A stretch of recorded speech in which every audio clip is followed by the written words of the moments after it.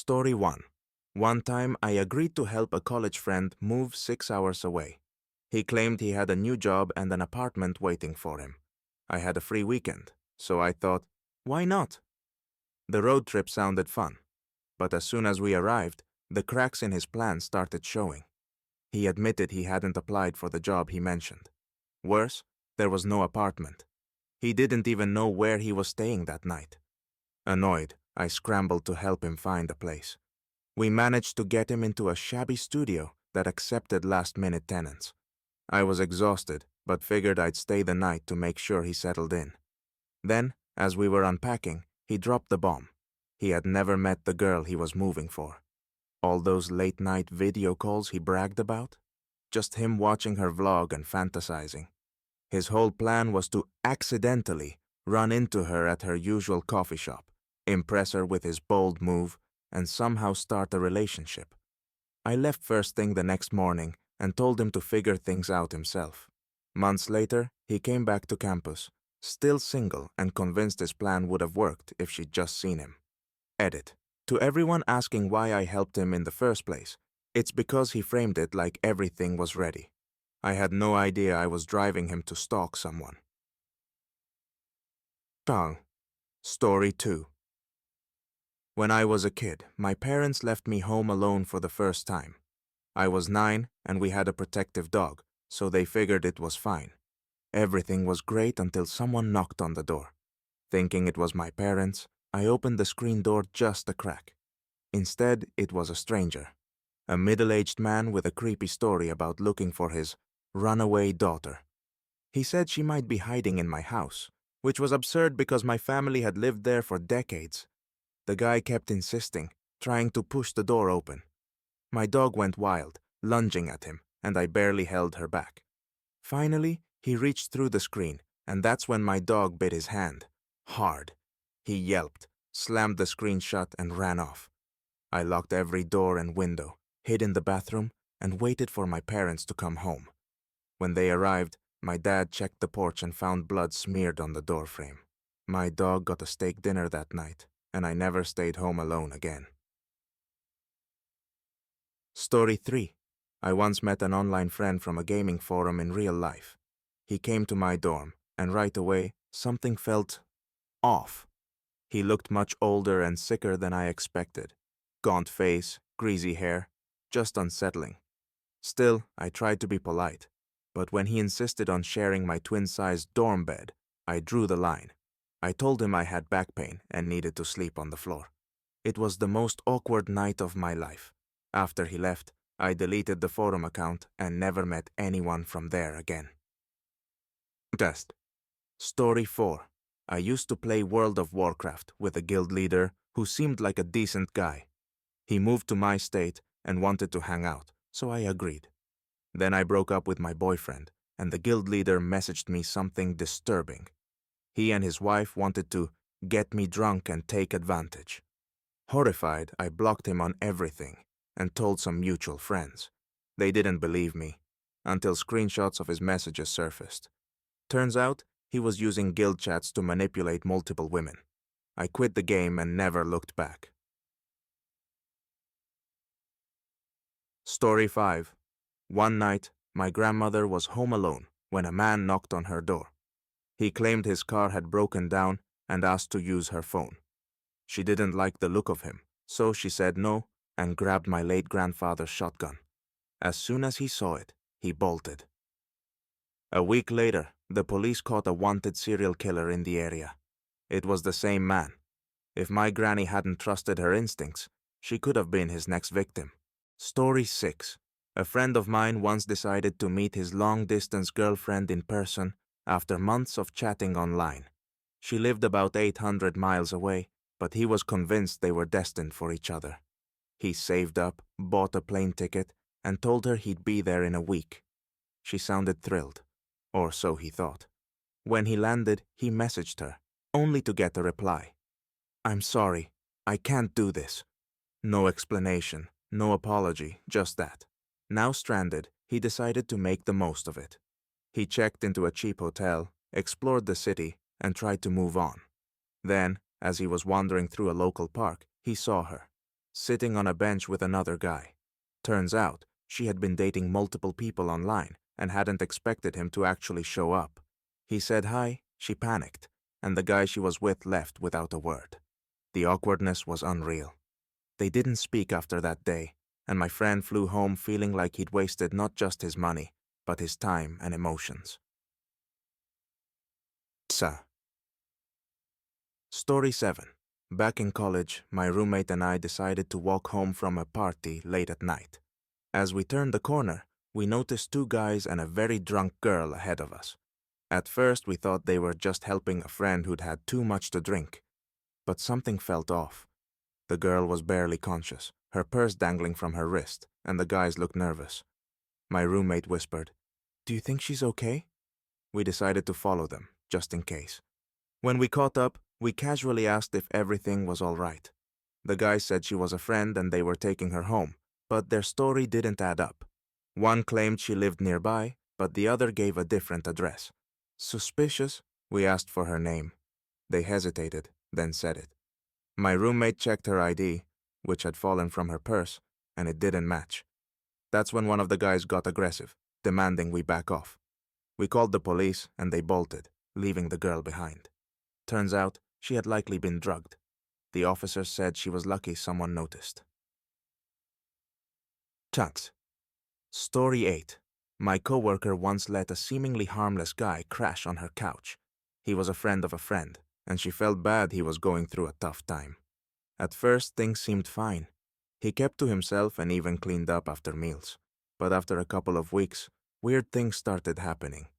She noticed her food disappearing, her dog acting strangely, and worst of all, her underwear missing from the laundry.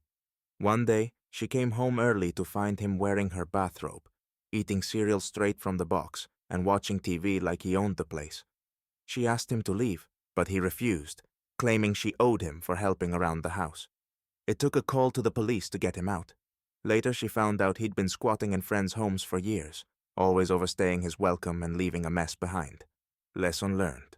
Never let strangers live in your space, no matter how harmless they seem. Story 9. A friend of mine met a guy through an online game, and after months of chatting, he offered her a job in his city. She was thrilled, as it seemed like a great opportunity to escape her small town. She packed up everything, sold her car, and took a train to meet him. When she arrived, he wasn't the professional she expected. He lived in a dingy one-bedroom apartment with 3 other people, including a baby and 2 cats she was allergic to. The job he promised didn't exist, and he started pressuring her to lend him money for bills. Things escalated when she witnessed him physically assaulting his girlfriend. She called the cops, and they both turned on her, claiming she was lying.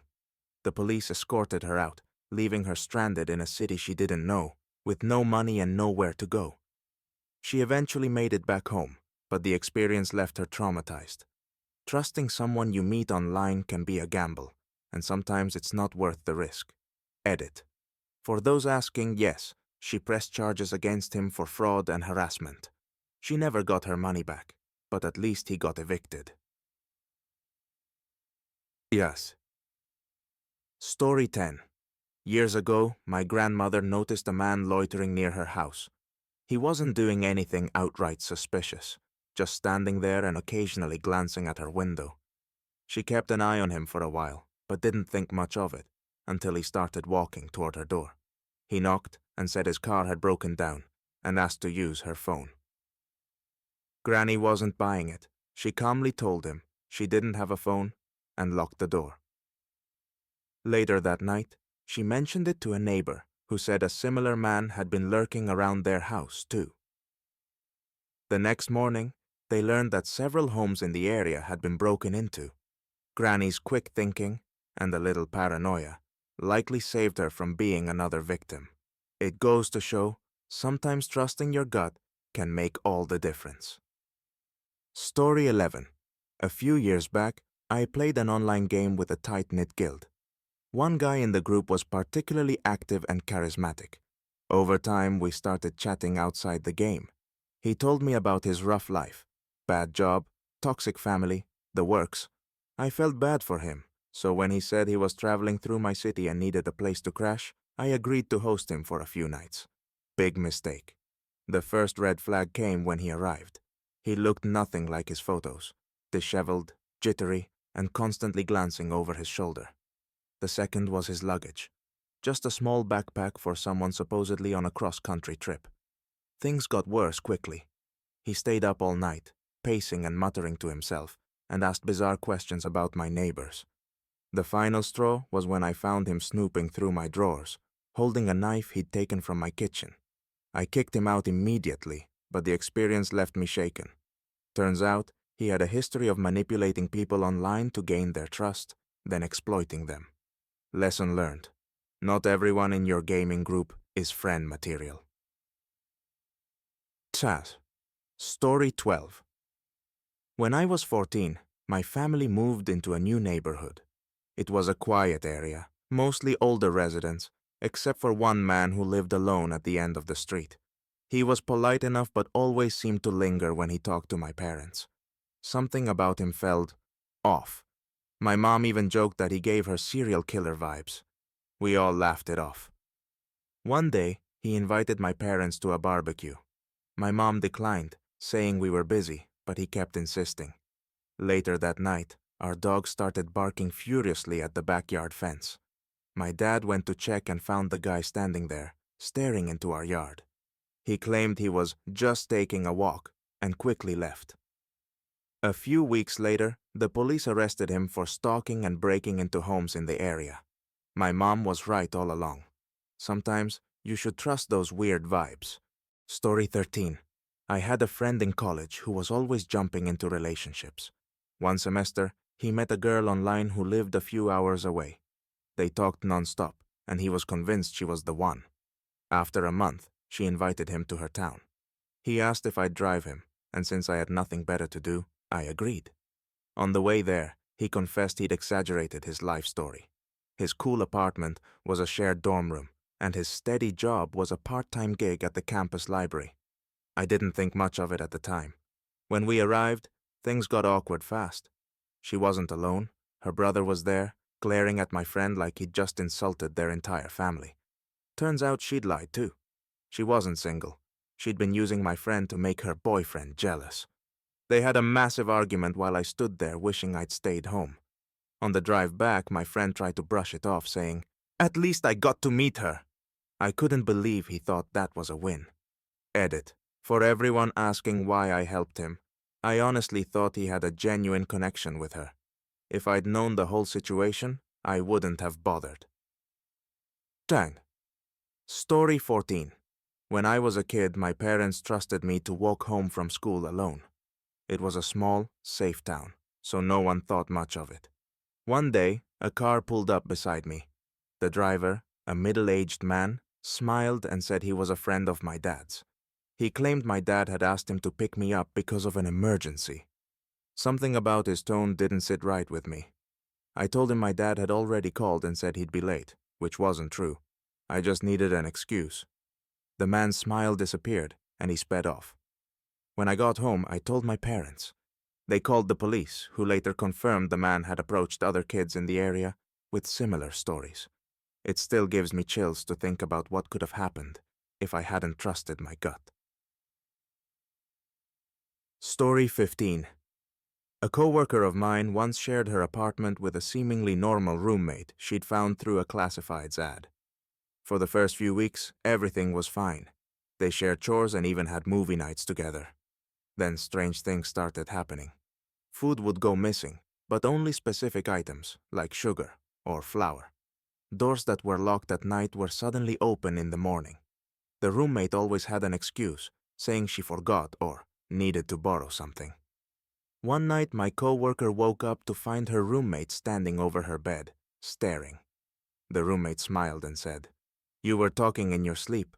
I was just checking on you." Terrified, my coworker pretended everything was fine, but started making plans to move out.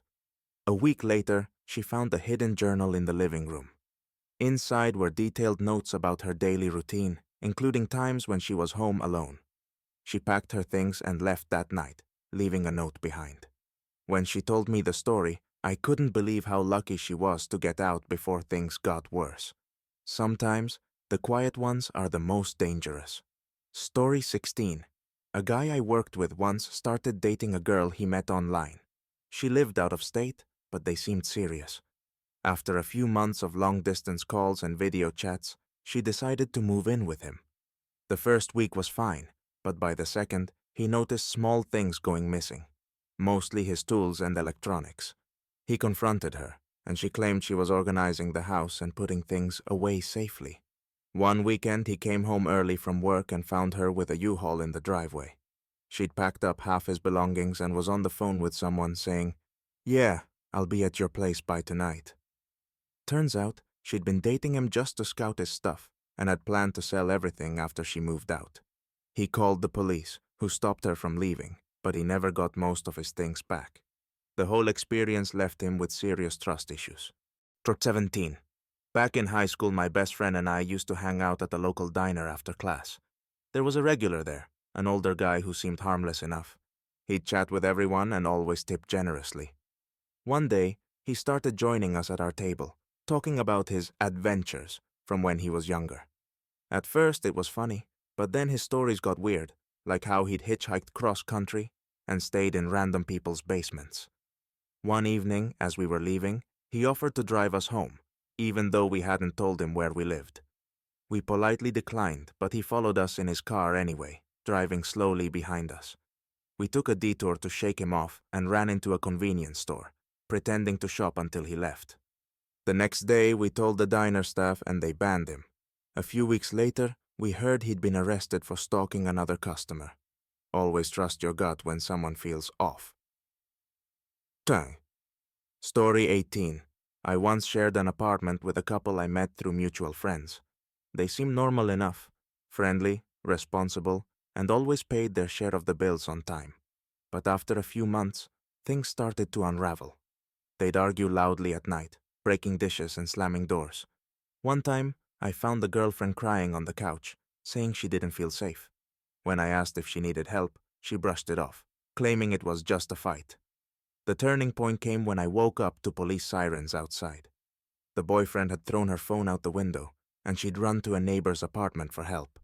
It turned out he'd been controlling and abusive for months, and she'd been too scared to leave. She moved out the next day, and he stayed behind, acting like nothing had happened. I left the apartment a month later, but I still wonder what would have happened if the police hadn't shown up that night. Edit. To everyone asking if I stayed in touch with her, I did for a while. She moved back in with her parents and seemed to be doing better. I just hope she's in a safer place now. Story 19. A close friend of mine went to meet a girl he'd been talking to on a dating app. She invited him to her house for their first date, which seemed odd, but he went along with it. When he got there, her roommate answered the door. A huge guy who didn't seem happy to see him. The girl eventually came out, acting nervous and barely making eye contact.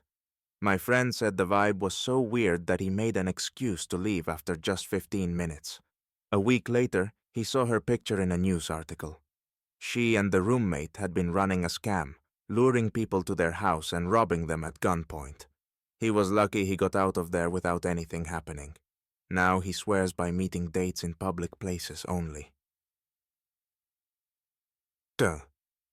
Story 20. When I was younger, my family moved into a house that had been empty for years. It was a beautiful place, but the neighbors kept telling us stories about the previous owner, a reclusive man who never left and was rumored to have died inside. We thought it was just gossip until we started hearing noises at night, footsteps in the attic, doors creaking, and whispers we couldn't explain. One night, my dad went to investigate after hearing a loud crash. He found nothing but a broken picture frame in the living room. Then, as he was heading back upstairs, he saw a shadow move across the hallway. He called out, but no one answered. The next morning, he checked the attic and found an old, tattered journal. The entries were disturbing, ramblings about protecting the house and not letting strangers inside. We moved out a month later. To this day, we're not sure if the house was haunted or if someone was still living there, hiding in the walls. Story 21. A friend of mine once decided to take a road trip with his new girlfriend. They'd been dating for a few months and thought it would be a fun way to bond. They rented a camper van, packed up supplies, and hit the road. The first few days were great, but by the middle of the trip, things started to unravel. She became increasingly possessive, accusing him of flirting with strangers anytime he so much as asked for directions. One night, while parked at a campsite, she locked herself in the van with all his belongings, including his wallet and phone, and refused to let him in. When he tried to reason with her, she screamed loud enough to wake the entire campsite, claiming he was threatening her. A nearby camper called the park rangers, who thankfully helped defuse the situation. He spent the rest of the night sleeping in their office while she drove off with the van. The next morning, she texted him, apologizing and blaming everything on her stress. He ended the relationship on the spot and had to take a bus home. Story 22. A co-worker of mine once rented out her spare room to a woman she found through an online ad. The woman seemed normal, polite, quiet, and clean. But after a few weeks, things started to feel strange. My co-worker noticed the woman never left the house. She'd stay in her room all day, only coming out at night to use the kitchen or bathroom. Then, items started disappearing. Small things at first, like spoons and mugs, but eventually, more valuable stuff like jewelry and cash. One day, my co-worker came home early to find the woman sitting in the living room, wearing one of her dresses and sipping tea from her favorite mug. When confronted, the woman just smiled and said, "I thought we were sharing." That night, my co-worker checked the woman's room and found a stash of her stolen belongings. She called the police, and it turned out the woman had a history of scamming landlords. The experience left her shaken and much more cautious about who she rents to. Tour. Story 23. A friend of mine once fell for a classic online romance scam. He met a girl on a dating app who seemed perfect, smart, funny, and beautiful. They talked every day for weeks, and she always had an excuse for why they couldn't meet in person. Eventually, she told him her grandmother was sick, and she needed money to help with medical bills. Desperate to help, he wired her $2,000. A week later, she ghosted him. He was heartbroken and embarrassed, but decided to do some digging. With some help from a tech-savvy friend, he traced her social media profiles and discovered she was running the same scam on multiple people. Worse, she wasn't even the person in the photos. She was using pictures stolen from someone else's account. My friend reported her to the authorities, but he never got his money back. It was a tough lesson in the dangers of online dating. Edit. For those wondering, yes, he's doing better now. He even met someone amazing in real life, and they're still together.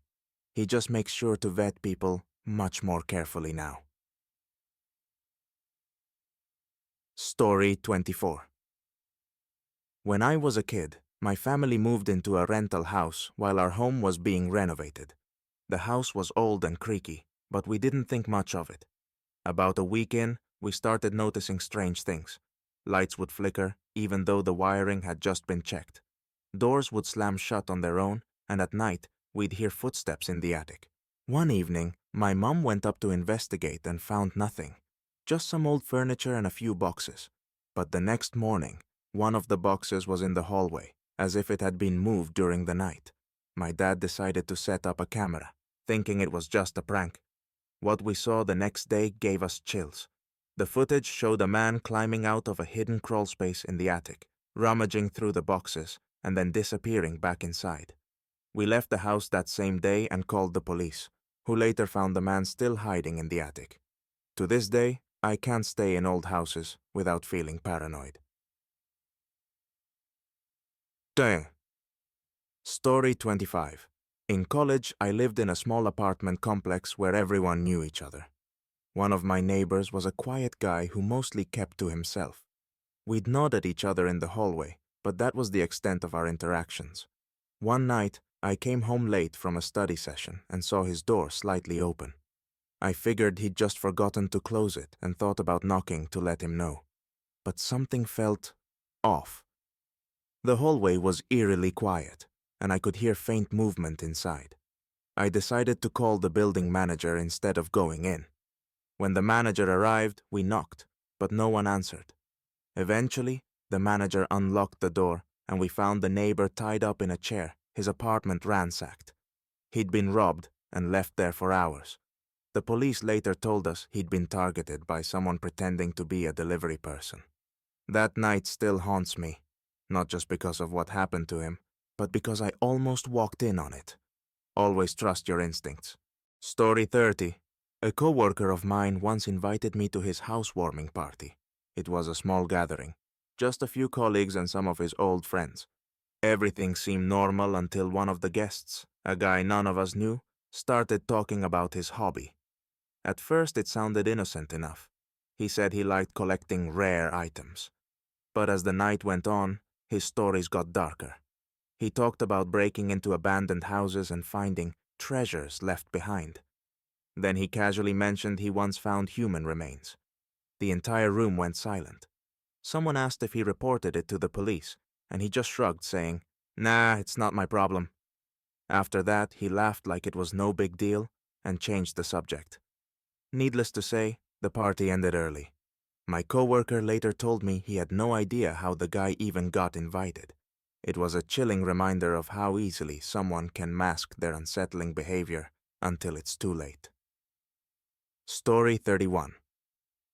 When I was in high school, my best friend and I had a tradition of biking to a nearby park every weekend. One Saturday, as we were locking up our bikes, a man approached us. He looked like he was in his 40s, wearing a baseball cap and carrying a clipboard. He said he was conducting a survey for the park and asked if we could answer a few questions. Something about his tone felt wrong. Too eager, too insistent. My friend started to answer, but I pulled her back and said we were late for meeting our parents. As we walked away, he followed us for a few steps, calling out that the survey would only take a minute. We bolted out of there and found the park ranger. When we described the man, the ranger's face fell. He told us there had been reports of a suspicious person trying to lure kids into his car. We never saw him again, but I still get chills thinking about what could have happened if we'd stayed. Dang. Story 32. A co-worker of mine once rented a house with 3 friends to save money. One of the roommates, Jason, was quiet and reserved, but they figured he was just shy. Over time, though, Jason's behavior became strange. He'd spend hours in the basement, sometimes yelling or laughing to himself. The others thought he was gaming, but no one ever saw him bring down a console or computer. One day, the landlord came by for an inspection and asked about the basement. The roommates said they rarely went down there, and the landlord insisted on checking it out. What they found was disturbing. Jason had turned the basement into a workshop filled with jars of dead insects, dissected animals, and bizarre scribbles on the walls. He'd even installed locks on the inside of the basement door. The landlord evicted Jason immediately, and the rest of the roommates moved out soon after. None of them kept in touch, and Jason's last words to them were, "You'll miss me when I'm gone." Tank. Story 33. When I was a kid, my family lived in a quiet neighborhood where everyone knew each other. One night we were having dinner when the doorbell rang. It was a woman we didn't recognize, holding a crying baby. She said her car had broken down and asked if she could use our phone. My mom hesitated but eventually let her in. While the woman made her call, my dad noticed a man standing near her car, staring at our house. When my dad stepped outside to ask if the man needed help, the guy ran off into the woods. The woman quickly hung up the phone and said she'd leave, but my mom insisted she stay until the police arrived. Turns out the woman was being forced by the man, her abusive ex, to lure people into opening their doors so he could rob them. She'd managed to tip off the dispatcher during her call.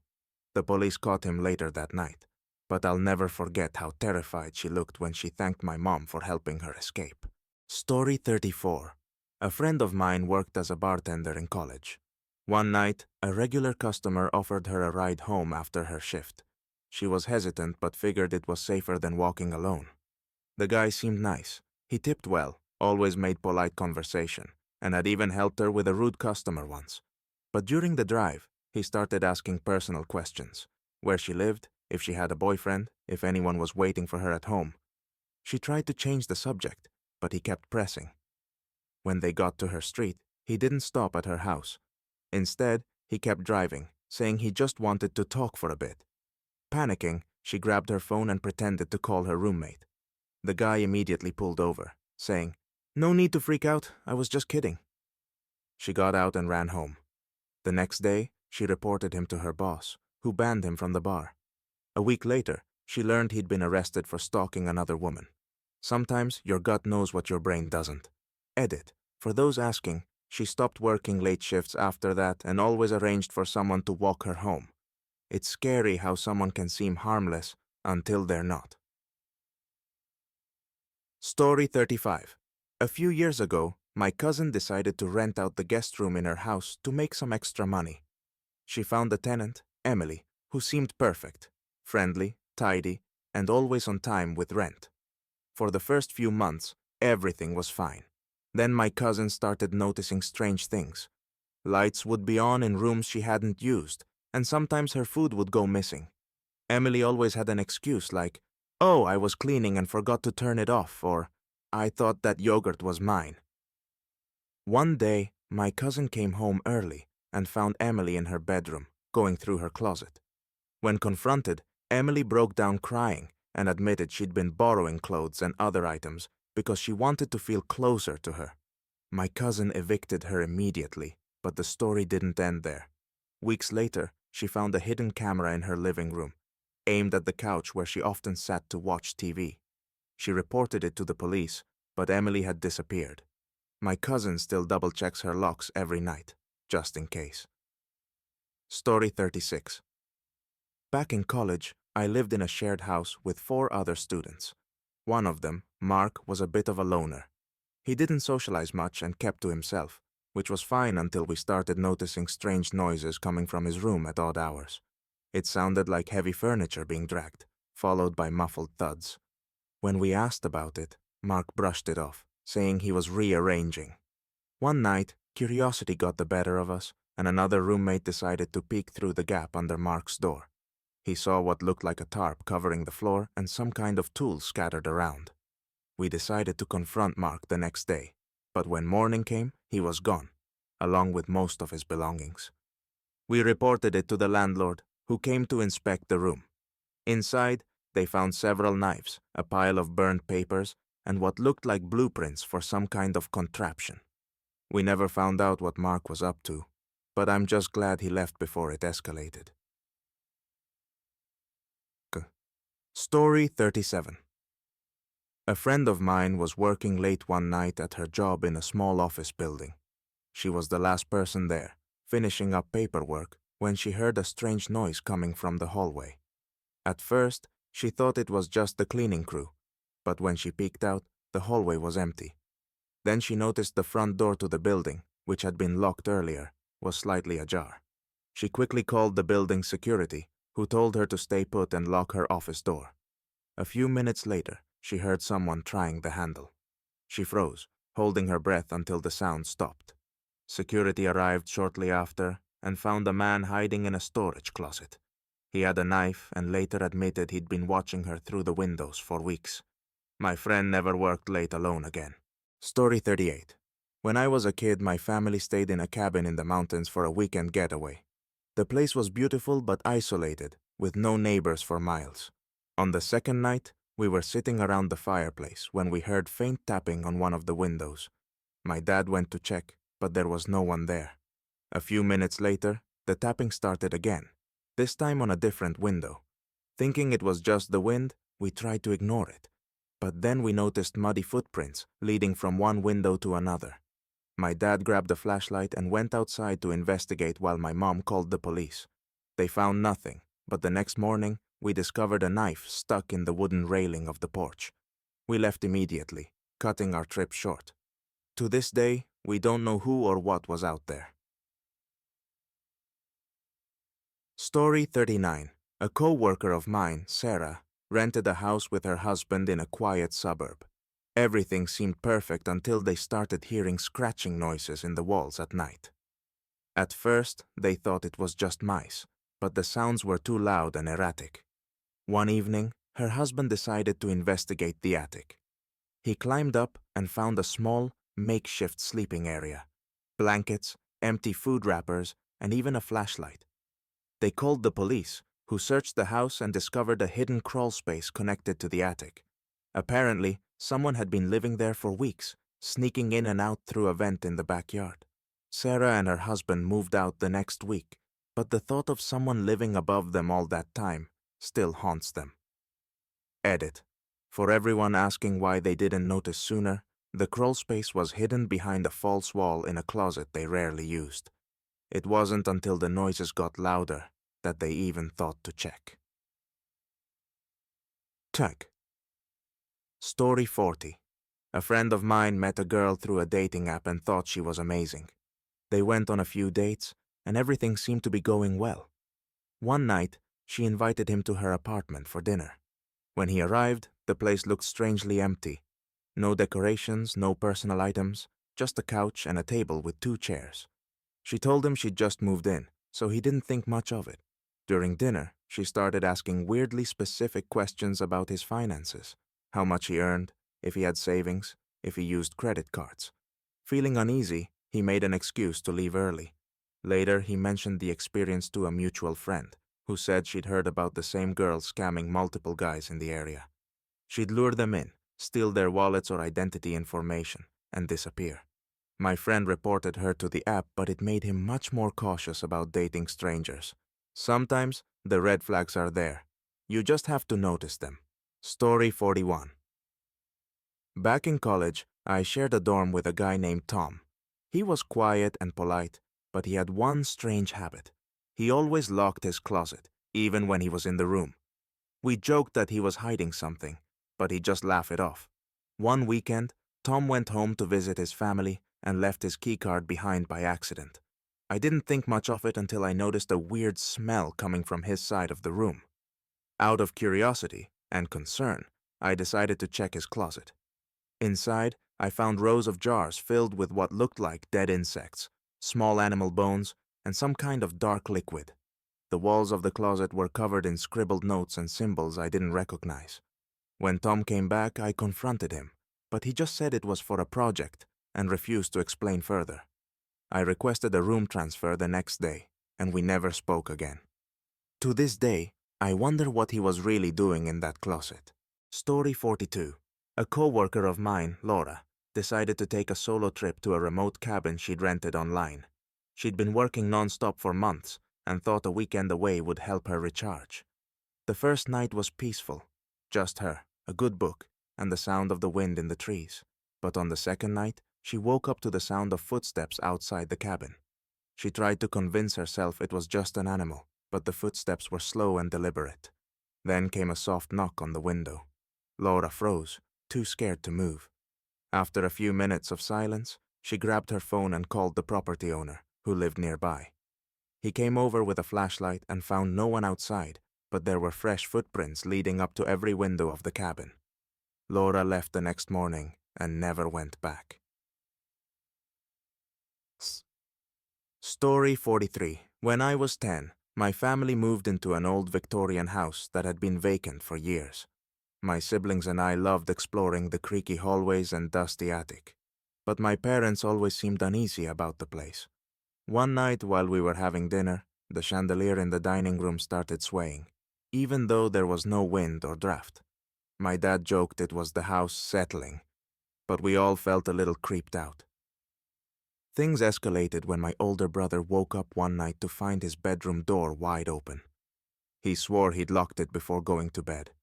Over the next few weeks, we all started noticing strange things, objects moving, doors opening on their own, and the sound of faint whispers. My mom called a local historian, who told us the house had belonged to a family who disappeared mysteriously in the 1920s. We moved out within 6 months. Whether it was ghosts or just our imaginations, I'll never forget the feeling of being watched in that house.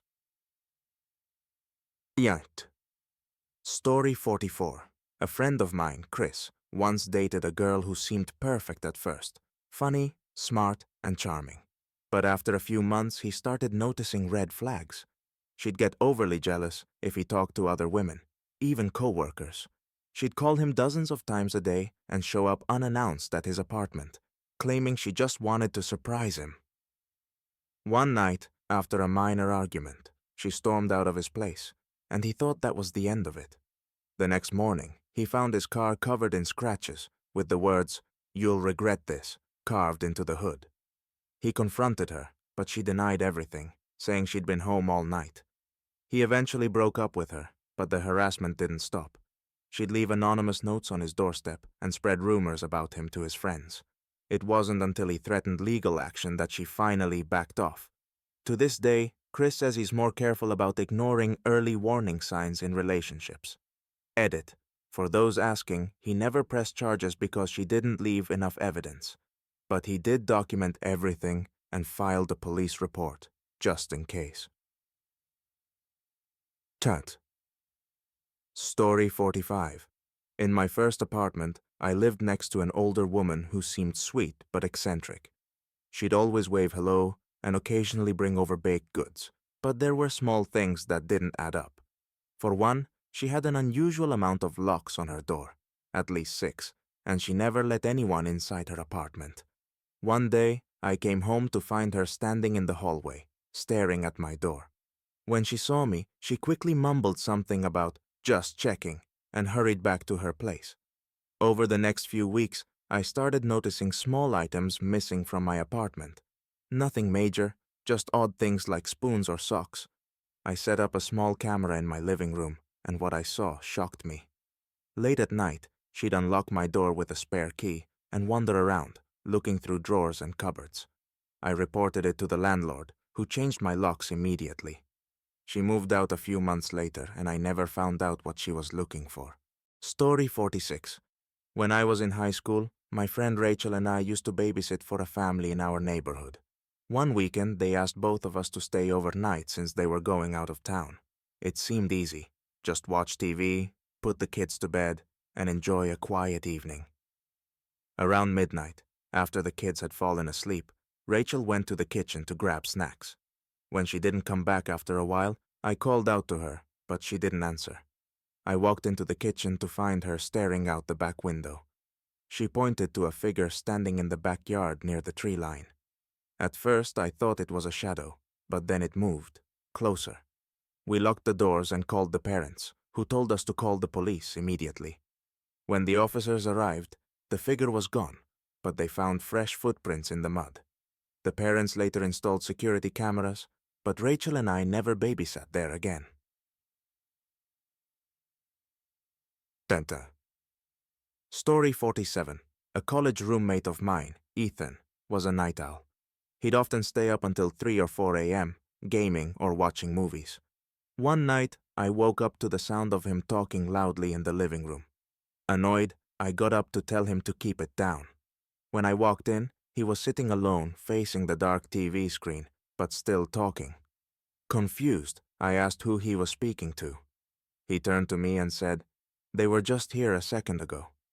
I assumed he was messing with me and went back to bed. But the next morning, I noticed the front door was slightly open. I asked Ethan about it, and he said he thought I'd gone out. Neither of us had.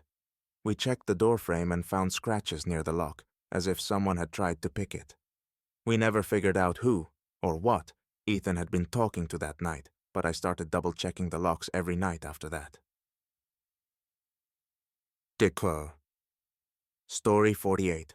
A co-worker of mine, Jenna, once rented a room in an old Victorian house that had been converted into a boarding house. Her landlord, Mrs. Connors, was a kind but quiet woman who rarely spoke to the tenants. One night, Jenna heard loud banging coming from the attic. Thinking it was an animal, she went to tell Mrs. Connors. But when she mentioned the noise, the landlord's face went pale, and she quickly said, "It's nothing, just the pipes." The noises continued for weeks, growing louder and more frequent. Jenna finally decided to investigate on her own. She climbed up to the attic and found a small, locked door. When she asked Mrs. Connors about it, the landlord became defensive, refusing to answer. A few days later, another tenant confided in Jenna, saying he'd heard whispers coming from the attic late at night. That was enough for her. She moved out the next week. A few months later, the house was condemned, and rumors started circulating that Mrs. Connors had been keeping someone in that attic. To this day, Jenna wonders what, or who, was behind that door. Chapter 49. When I was a kid, my family visited my aunt's farmhouse for the summer. The house was old and surrounded by woods, which made it both beautiful and eerie. One night, while we were all asleep, I woke up to the sound of someone walking on the porch. Thinking it was my aunt checking on the animals, I peeked out the window. Instead, I saw a man I didn't recognize, pacing back and forth with a flashlight. I ran to wake my parents, but by the time they got to the porch, the man was gone. The next morning, we found cigarette butts and empty beer cans near the barn. My aunt mentioned she'd been hearing strange noises at night for weeks, but thought it was just wildlife. We stayed up the next night with the lights on, but the man never came back. Still, my aunt moved out of that farmhouse later that year, and I don't blame her. Edit. A lot of people have asked if we reported this. Yes, we called the local sheriff, but they didn't find anything. The area was remote, and whoever it was probably knew how to avoid getting caught. Story 50. A friend of mine, Lisa, once lived in a small apartment above a convenience store. It was affordable, quiet, and close to work, so it seemed perfect, until strange things started happening. One night, she woke up to the sound of heavy breathing. Thinking it was a dream, she went back to sleep, but the next night, it happened again. This time, she also heard faint whispers. Lisa decided to stay with a friend for a few days, while she figured out what was going on. When she returned, she noticed her bedroom window was slightly open, even though she'd locked it before leaving. She called the landlord, who inspected the apartment and found footprints on the fire escape leading to her window. It turned out someone had been sneaking into her apartment at night. The locks were changed immediately, but Lisa moved out shortly after, unable to shake the feeling of being watched. She still checks her windows obsessively, no matter where she lives. Story 51. A few years ago, my cousin decided to take a solo road trip across the country. She planned everything meticulously, routes, motels, and stops to visit friends along the way. One evening, she pulled into a small-town motel just as the sun was setting. The place looked a bit run down, but it was the only option for miles. The manager gave her a room at the far end of the property, and she didn't think much of it until she noticed the lock on her door was broken. When she went back to ask for another room, the manager insisted all the other rooms were full and offered to fix the lock himself. Feeling uneasy, my cousin said she'd find another motel, but as she walked back to her car, the manager followed her, pleading with her to stay. She got in her car and sped off, driving an hour to the next town. The next morning, she saw on the news that another woman had gone missing from that same motel. My cousin never traveled alone again. Story 52. In college, I rented a small house with 3 friends. Everything was fine for the first few months, until we started noticing strange things. Lights would turn on and off by themselves, objects would go missing and reappear in odd places, and sometimes we'd hear faint laughter when no one else was home.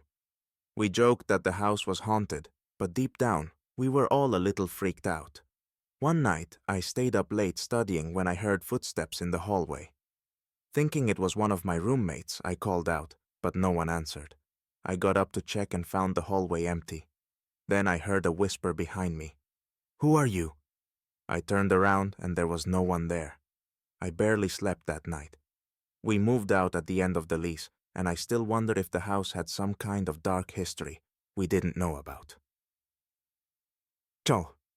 Story 53. My coworker, Beth, once sublet a room in a shared house. Her landlord was an older woman who seemed friendly but overly interested in Beth's personal life. She'd ask where Beth was going, who she was meeting, and what time she'd be home. Beth figured the woman was just lonely, but things got weirder.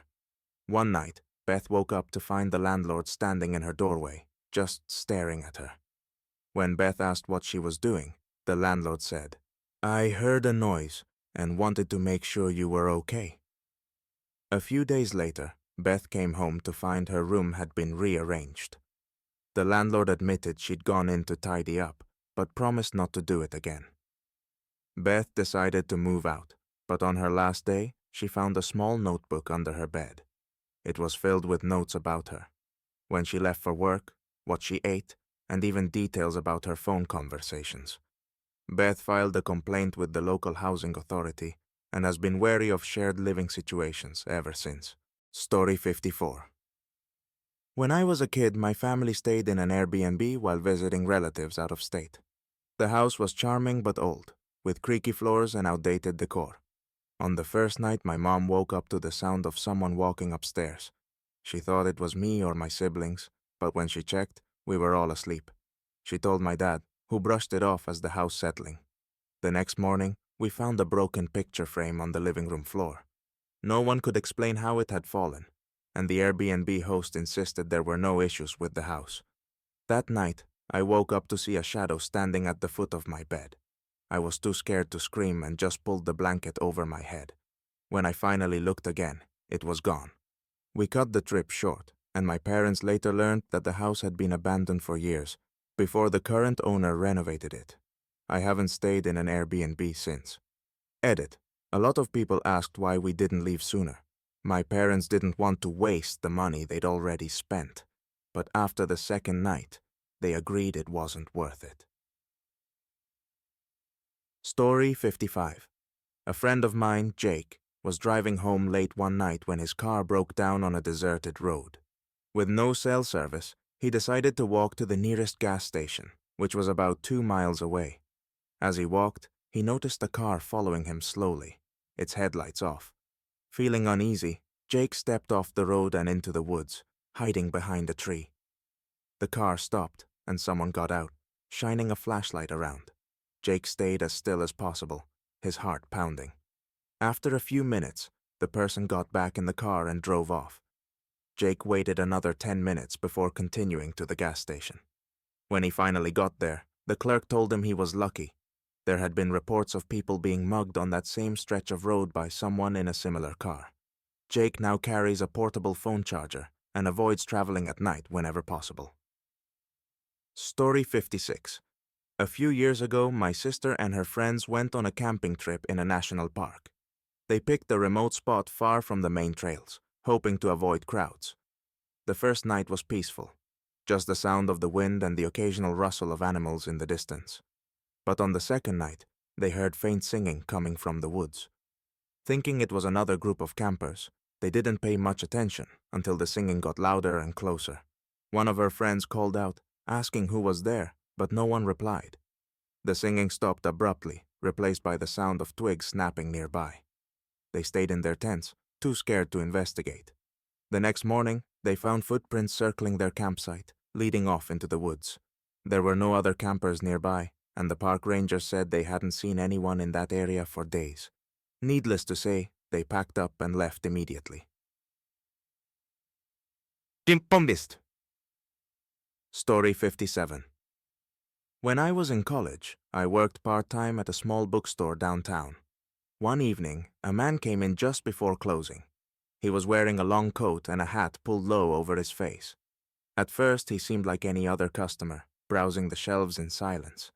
But as I was tidying up, I noticed he wasn't looking at the books. He was watching me. When I asked if he needed help, he just shook his head and kept staring. As soon as my co-worker came out from the back room, the man left without saying a word. We thought it was odd, but didn't think much of it until the next day, when he showed up again, this time standing outside the store, watching through the window. This went on for a week before we called the police. They talked to him, but he claimed he was just a book lover, and left. He never came back, but I couldn't shake the feeling that he'd been waiting for something, or someone. Tiens. Story 58. A friend of mine, Emma, rented a room in a shared apartment with 2 other women she didn't know.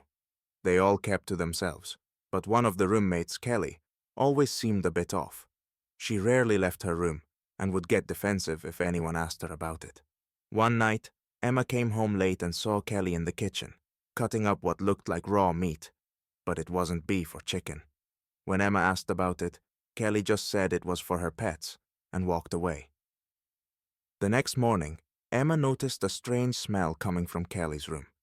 When she confronted her about it, Kelly became agitated and told Emma to mind her own business.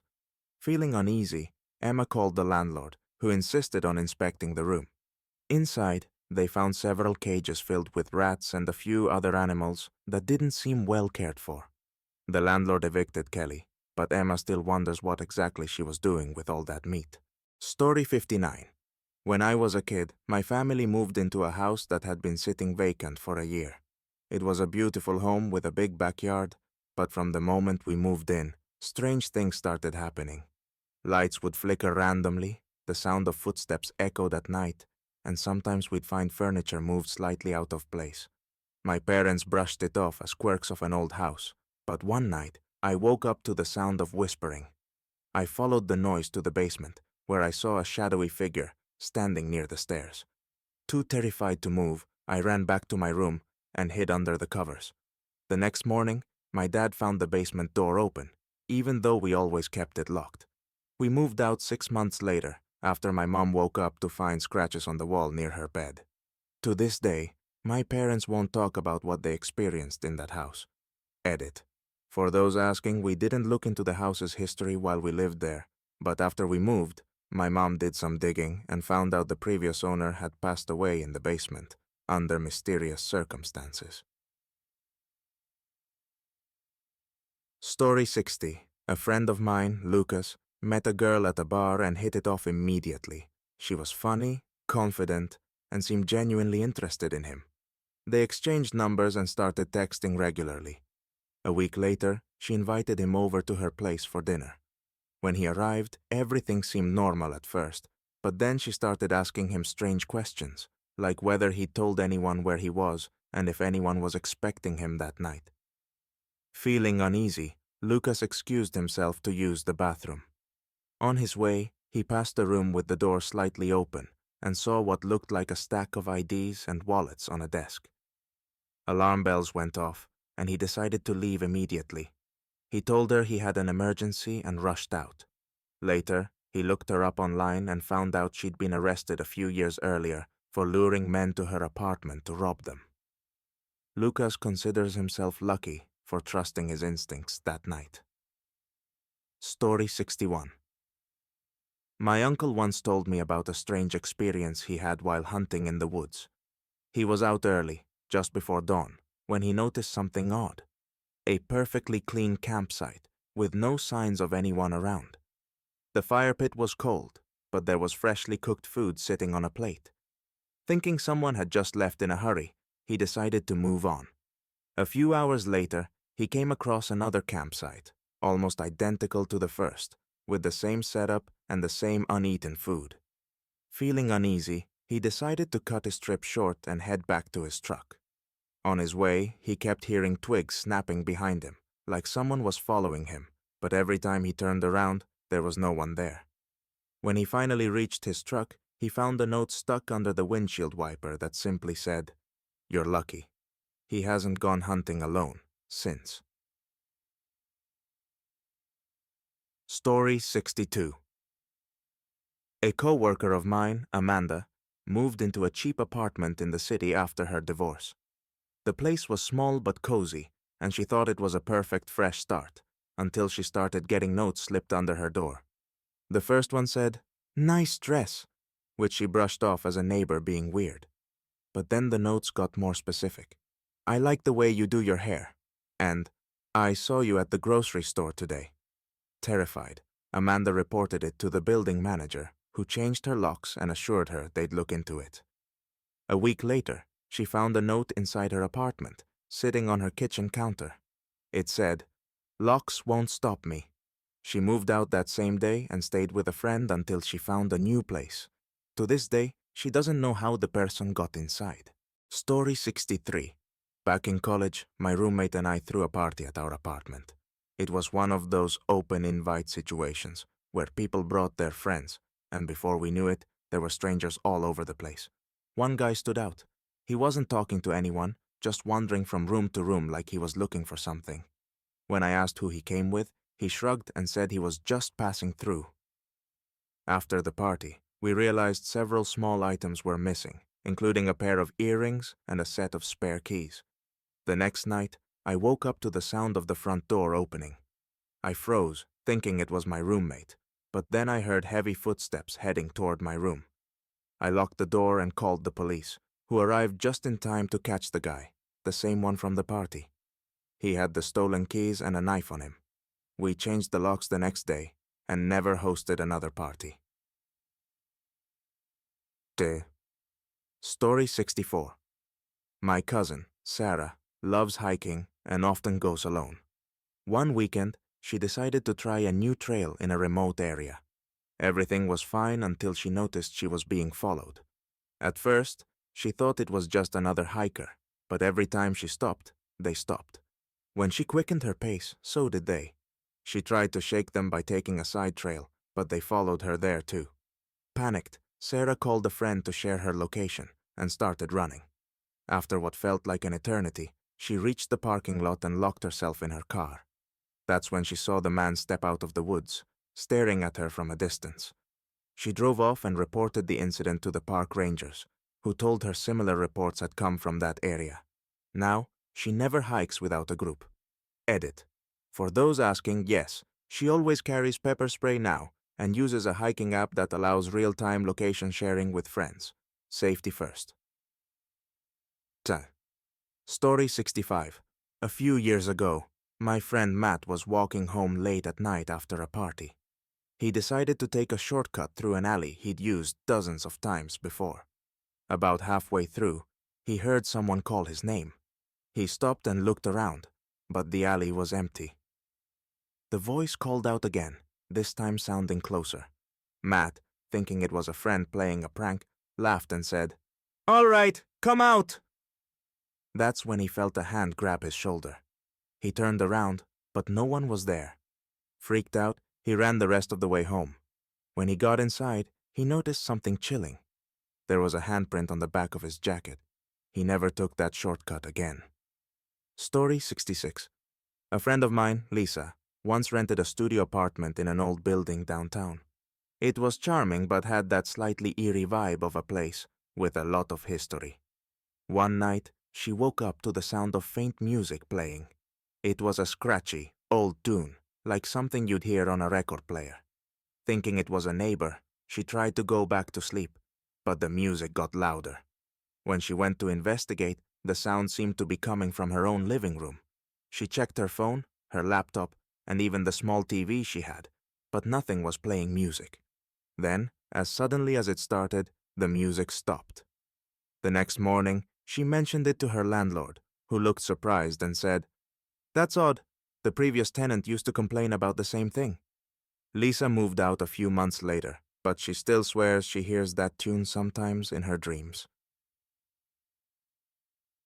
Story 67. When I was a kid, my family visited my grandparents every summer. They lived in a quiet farmhouse surrounded by woods. One year, my cousins and I decided to explore a small abandoned cabin we'd noticed on the edge of the property. It was run down and covered in vines, but we managed to pry the door open. Inside, we found old furniture, faded photographs, and a strange smell, like something had been rotting. As we were looking around, we heard footsteps outside. Thinking it was one of our parents, we ran out to explain, but no one was there. When we turned back to the cabin, we saw the door had shut on its own.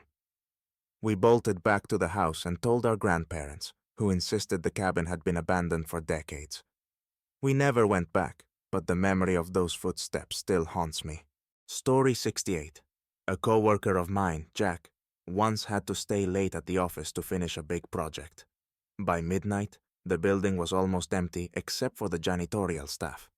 As Jack was working, he heard someone humming a tune in the hallway.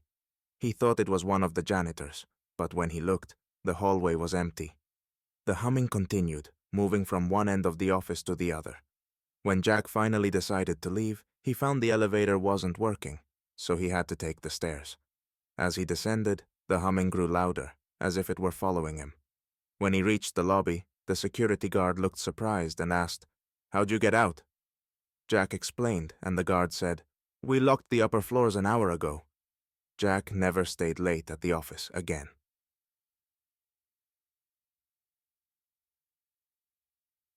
Story 69. My college roommate Mia once borrowed a dress from a thrift store for a themed party. She loved the vintage look of it and wore it all night. But later, she started feeling uneasy. She said she felt like someone was watching her, even though we were alone in our dorm. That night, she woke up screaming, saying she'd seen a woman standing at the foot of her bed, staring at her. The next morning, Mia took the dress back to the thrift store and asked about its history. The clerk said it had been donated by a family clearing out their late grandmother's belongings. Apparently, the woman had worn that dress the night she passed away. Mia refused to wear anything second-hand after that, and I can't blame her. Edit. To those asking, yes, the dress was returned to the store. Mia tried to convince them to get rid of it, but they just laughed it off as a coincidence. We never found out what happened to it after that. Tut. Story 70. One winter, my cousin Matt decided to take a road trip to visit some old friends. On his way back, he stopped at a small roadside diner to grab a bite to eat. The place was empty except for the cook and an older man sitting at the counter. Matt ordered a burger and fries, and as he waited, the man at the counter turned to him and said, "You should leave now." Confused, Matt asked why. The man just shook his head and repeated, "You should leave." Feeling creeped out, Matt decided to take his food to go. As he drove off, he saw police cars speeding past him toward the diner. Later, he found out there'd been an armed robbery just after he left. To this day, he wonders if the man at the counter knew something, or if he was involved. Story 71.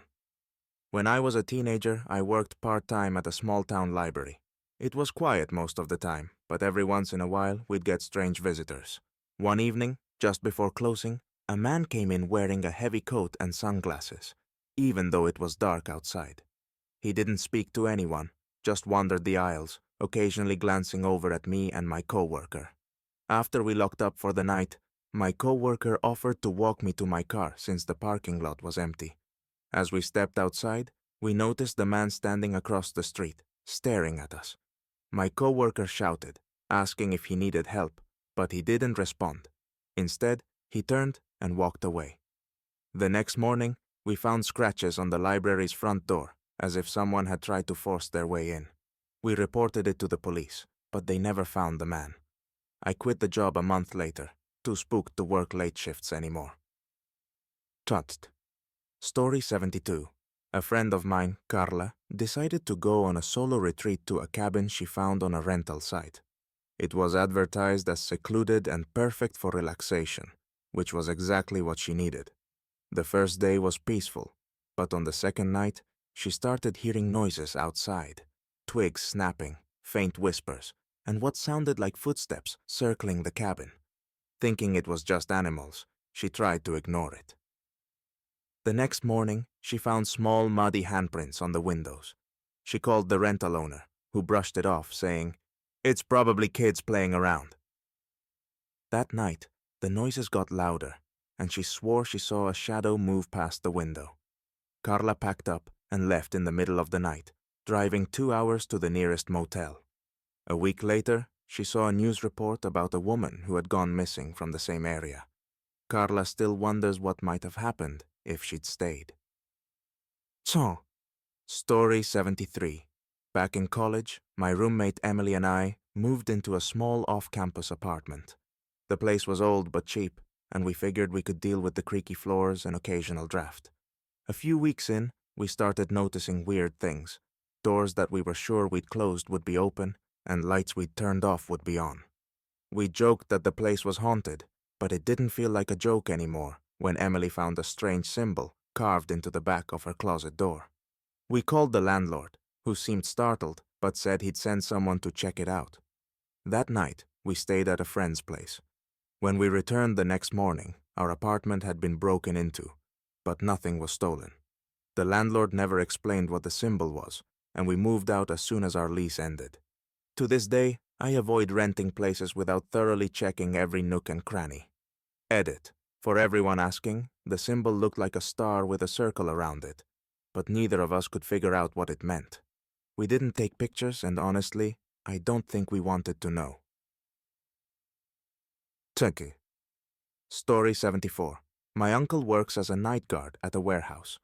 Most nights are uneventful, but one evening he heard loud banging coming from one of the storage units. Thinking it might be vandals, he grabbed his flashlight and went to check. When he opened the unit, it was empty, but the banging continued, this time from a unit farther down. He followed the noise, opening one unit after another, only to find nothing inside. The noise finally stopped, but when he turned to head back to his post, he saw a shadow move at the far end of the hallway. He called out, but there was no response. The next day, he reviewed the security footage, but the cameras hadn't picked up anything unusual. My uncle still works there, but refuses to patrol that section of the warehouse alone. Cut. Story 75. A close friend of mine, Rachel, once went on a blind date set up by a mutual friend. The guy seemed nice at first, polite, funny, and easy to talk to. They went to a casual restaurant, and everything was fine until he started asking overly personal questions. Where she lived, if she lived alone, and what time she usually got home. Feeling uncomfortable, Rachel made an excuse to leave early. As she drove home, she noticed a car following her. She took a few random turns to see if it was a coincidence, but the car stayed behind her. Panicking, she drove to a police station instead of her apartment. The car sped off as soon as she pulled into the lot. She never heard from the guy again, but the experience shook her. From then on, she always arranged first dates in public places and told friends where she was going. Story 76. When I was in middle school, my family moved into a big old house in a quiet neighborhood.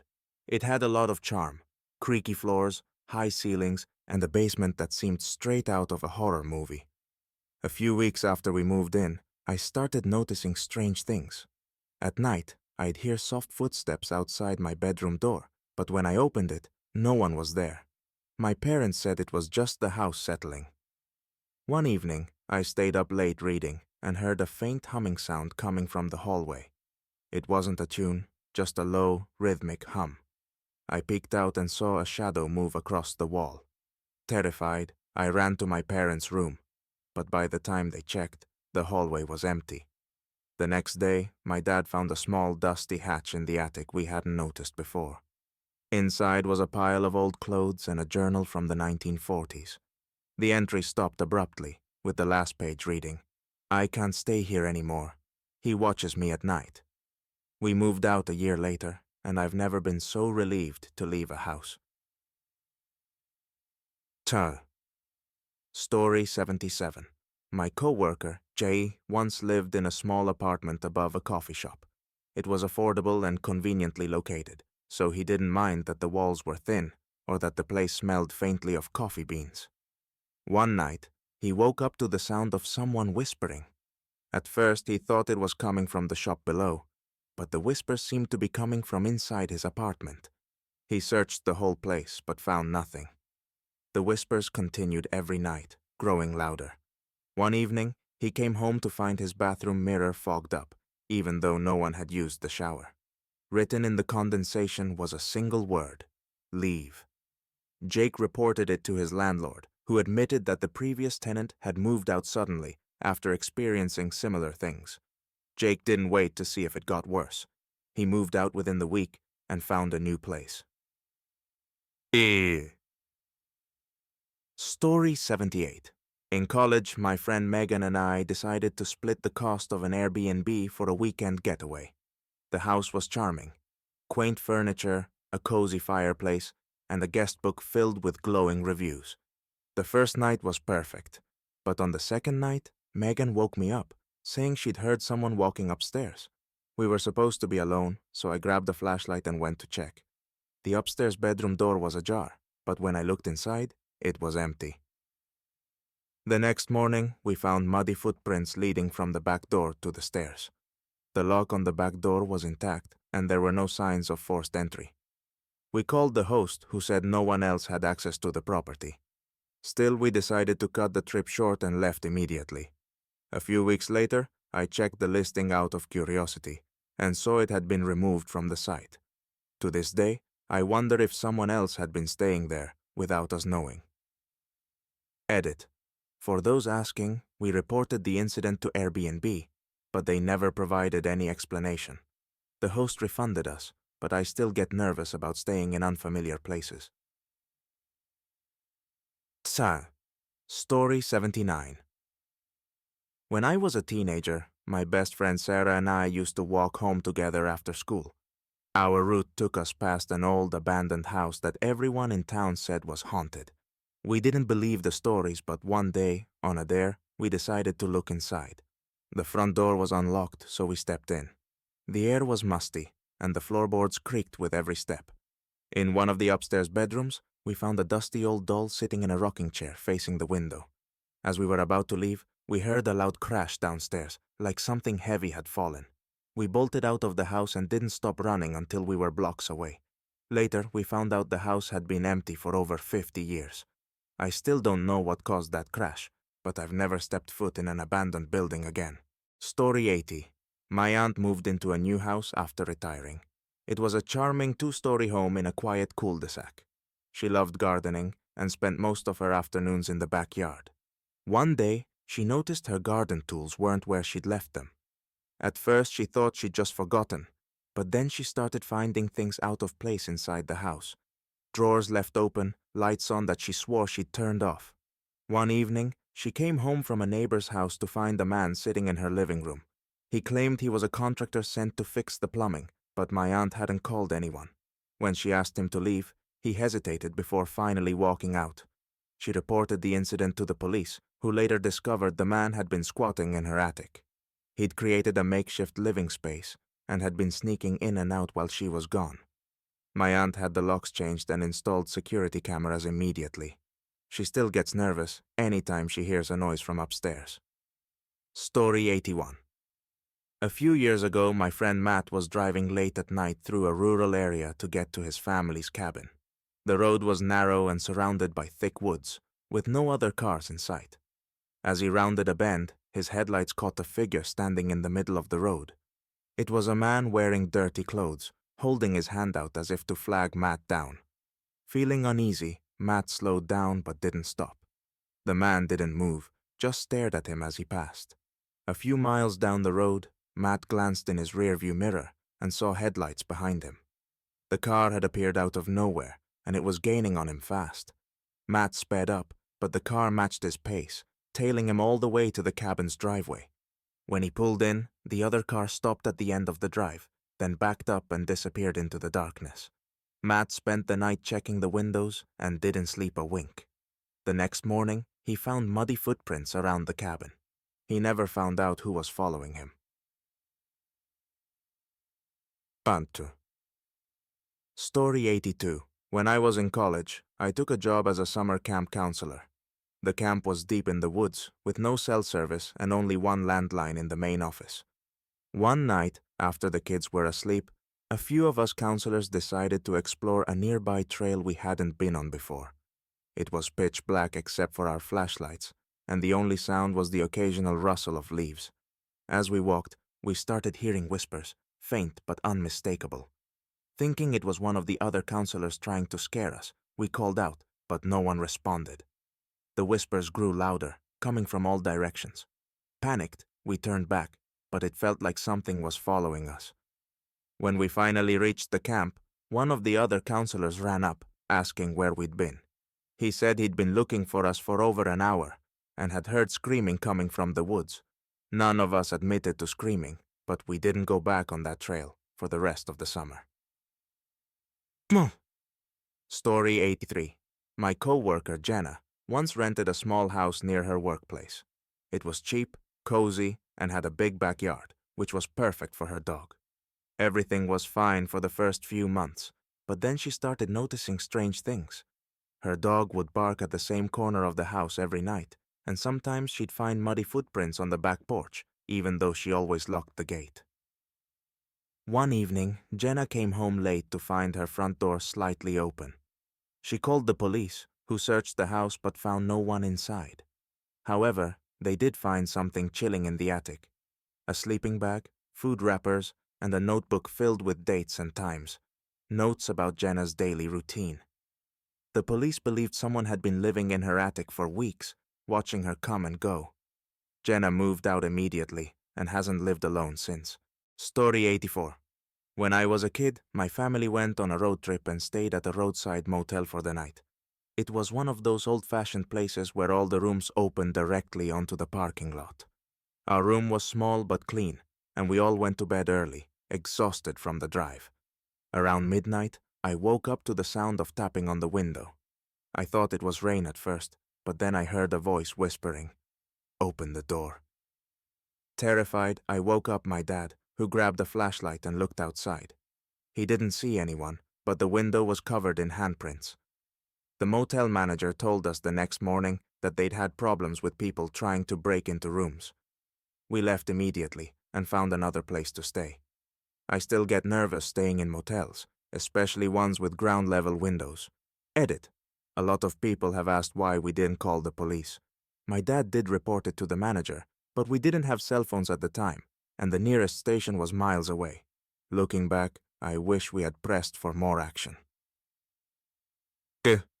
Story 85. A friend of mine, Rachel, went to visit a friend in another city and stayed in their guest room. The first night was fine, but on the second night, she woke up to the sound of scratching. Thinking it was just the friend's cat, she ignored it and went back to sleep. The next morning, she asked about the noise, but her friend said they didn't have a cat. That night, the scratching started again, this time louder and more persistent. Rachel turned on the light and saw deep claw marks on the wooden floor near the bed. She called her friend, who came in and admitted they'd never used the guest room because weird things happen in there. Rachel packed up and left the next day. She never got an explanation for the scratches, but she refuses to stay at that friend's house ever again. Story 86. When I was a teenager, my parents took me and my younger brother on a camping trip to a remote national park. It was beautiful, but eerily quiet, with hardly any other campers around. On the second night, we were sitting around the campfire when we heard rustling in the bushes. My dad assumed it was a raccoon or deer, but the rustling got louder and closer. He shone his flashlight toward the noise, and for a split second, we saw a pair of eyes reflecting back at us. Thinking it might be a bear, my dad made us move into the tent and keep quiet. The rustling stopped, but just as we were starting to relax, we heard soft footsteps circling the tent. My mom whispered for us to stay calm, but my brother started crying. Then, a low voice outside said, "Don't cry. I'm not going to hurt you." My dad grabbed a camping knife, unzipped the tent, and lunged outside, but there was no one there. We left first thing in the morning and never went camping in remote areas again. Story 87. My roommate, Olivia, once moved into a historic apartment building downtown. The place was beautiful. Tall ceilings, crown moldings, and lots of natural light. But from the very first night, she started feeling uneasy. She'd hear faint knocking on the walls and floors, always late at night. At first, she thought it was just noisy neighbors, but the knocking followed her from room to room. One evening, she invited me over to help rearrange her furniture. As we were moving her bed, we found a hidden compartment in the floorboards. Inside was an old leather journal, with entries dating back to the 1920s. Most of the entries were mundane, but the last few pages were disturbing. Rants about someone watching the writer from inside the walls. That night, Olivia woke up to find the journal sitting on her desk, even though she had left it in the living room. She moved out 2 weeks later. Story 88. A friend of mine, Sam, worked the night shift at a gas station on the edge of town. Most nights were uneventful, but one night around 3 a.m., a man came in wearing a hoodie pulled tight over his face. He didn't speak, just walked around the store, picking up random items, but never approaching the counter. Sam kept an eye on him, feeling more and more uneasy as the man wandered closer to the back room. Finally, Sam asked if he needed help, and the man just stared at him before walking out without buying anything. About 30 minutes later, Sam went to take out the trash and saw the man sitting in a car parked at the edge of the lot, watching him. When the man noticed Sam had spotted him, he drove off.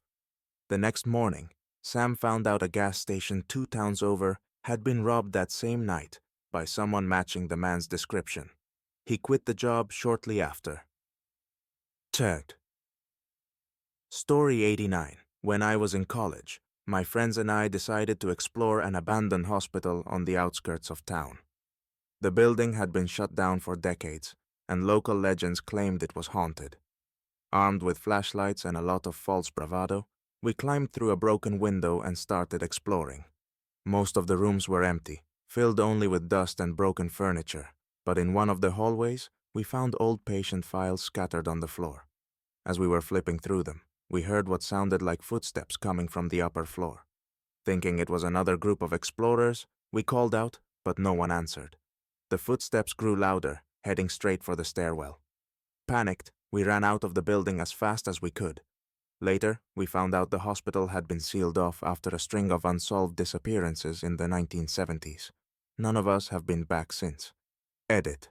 A lot of people have asked if we saw anything unusual in the files. Most of them were standard medical records, but one had a note scribbled in the margin that said, "Don't let him out." Story 90, a co-worker of mine, Sarah, rented a house with her fiancé in a quiet suburb. They loved the neighborhood, but from the start, something felt off about the house. It always seemed colder than it should be, and sometimes they'd hear faint whispers coming from the vents. One night, Sarah woke up to the sound of something clattering in the kitchen. Thinking it was her fiancé, she got up to check, but the kitchen was empty, except for a knife lying on the floor. Her fiancé insisted it must have fallen off the counter, but Sarah was sure it hadn't been there before. A few nights later, they both woke up to the sound of someone pounding on the front door. When they looked outside, no one was there, but they found deep scratches on the wood. They stayed for another month before breaking their lease. The landlord later admitted that the previous tenants had left suddenly, claiming the house was cursed. Sarah hasn't lived in a single-family home since. Story 91. A few years ago, my cousin Josh decided to take a solo road trip through the desert. He loved the open road, the quiet, and the sense of freedom. On his second night, he stopped at a small run-down motel in the middle of nowhere. The receptionist seemed friendly, but Josh couldn't shake the feeling that the place was a little too quiet. He was the only guest. Around 2 a.m., he woke up to the sound of someone jiggling the doorknob. Thinking it was the receptionist checking locks, he called out, "Who's there?" The jiggling stopped, but then he heard footsteps moving away. He tried to go back to sleep, but was jolted awake again by the sound of someone tapping on the window. Josh grabbed his flashlight, shined it outside, and saw nothing but empty desert. The next morning, he found boot prints in the dirt leading from his window to the front desk. When he asked the receptionist, she shrugged and said, "It's probably just the wind." Josh left and never looked back. Story 92. When I was in high school, my best friend Emily and I loved exploring abandoned buildings. One day, we heard about an old factory on the edge of town and decided to check it out. The building was massive, with broken windows and rusted machinery scattered everywhere. As we wandered through, we found a staircase leading down to the basement. Against our better judgment, we went down. The basement was pitch black and filled with a damp, musty smell. Emily turned her flashlight on, and we saw strange symbols drawn on the walls. Suddenly, we heard a loud clang from the far corner of the room, followed by what sounded like whispering. We bolted up the stairs, but as we reached the main floor, we heard footsteps behind us. When we turned around, the basement door slammed shut on its own. We never went back, and to this day, we don't know what or who was down there. Story 93. My co-worker Rachel moved into a cozy apartment in an old building downtown. The place was small but charming, with lots of character. A few weeks after moving in, she noticed small things going missing. Her keys, a coffee mug, and even a pair of earrings. She thought she was just being forgetful, until one night she came home to find her closet door wide open. She always kept it closed. Rachel decided to set up a small camera in her living room to see if anything strange was happening. The next day, she reviewed the footage and was horrified to see a man crawling out from behind the sofa in the middle of the night.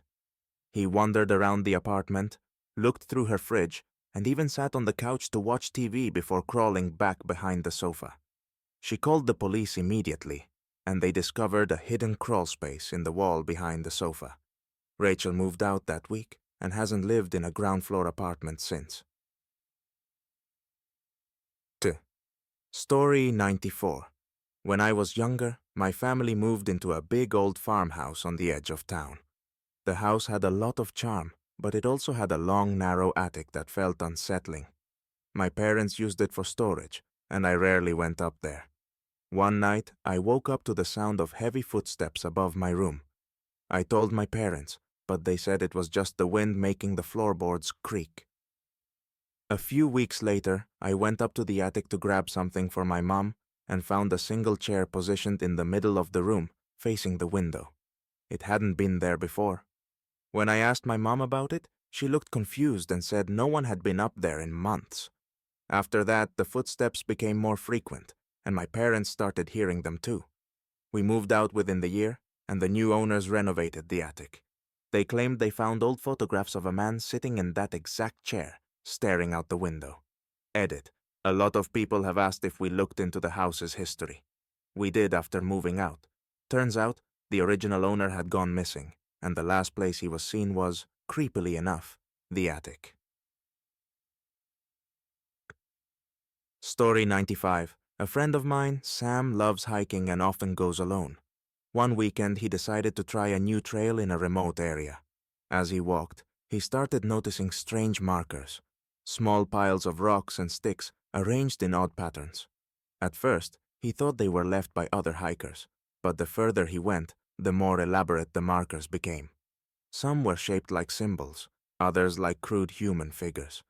About halfway up the trail, Sam found a small clearing with a circle of rocks in the center. In the middle of the circle was a deer skull. Feeling uneasy, he turned back. As he retraced his steps, he noticed some of the markers he'd seen before were now rearranged, almost like someone, or something, was following him. By the time he reached the trailhead, it was nearly dark, and he felt like he was being watched. Sam hasn't gone hiking alone since. Story 96. When I was in college, my roommate and I moved into an old, slightly run-down apartment near campus. The rent was cheap and the location was great, so we didn't mind the creaky floors and drafty windows. A week after moving in, we started hearing strange noises at night, soft knocking on the walls and what sounded like muffled voices.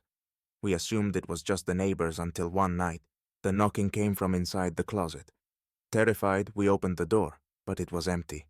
We decided to move our furniture around to make space for a mini fridge, and as we were clearing out the corner near the closet, we found a small hidden door in the wall.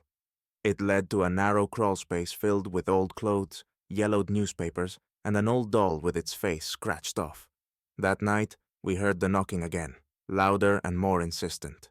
We moved out before the month was over and never looked back. Dick. Story 97. A friend of mine, Jenna, once worked as a waitress in a small diner on the edge of town.